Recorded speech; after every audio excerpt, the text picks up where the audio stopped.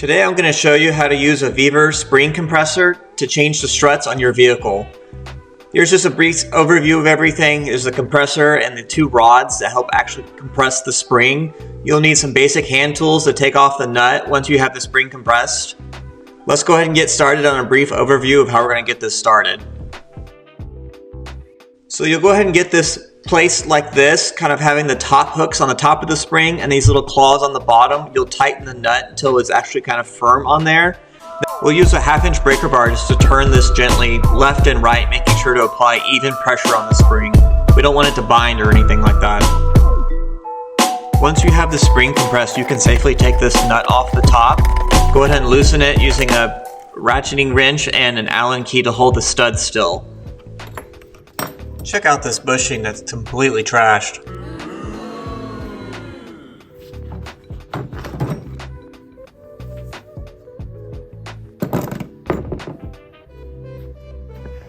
Here's just a brief overview of all the assembly.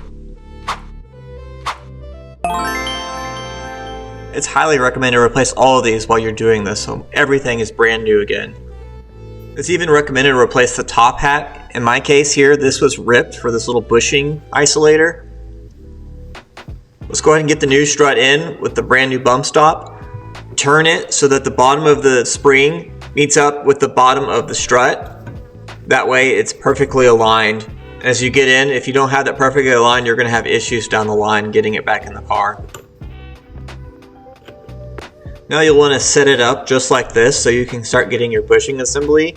There's a yellow bushing in the bottom of the top hat. You'll slide that on and you'll make sure that little rubber grommet seats on top of the spring all the way at the end so that it actually can't turn around anymore. It's a little tricky to get aligned, but you got to make sure it's a crucial step here. From here, you'll make sure to add in your new top hat bushing, that yellow one on top, and then go ahead and start threading that. We'll get our Allen key in a second, tighten that up, and you'll be all good to go. And keeping the spring compressed, we'll start tightening down this nut so that it bottoms out all the way. It's really recommended to get some good ratcheting wrenches.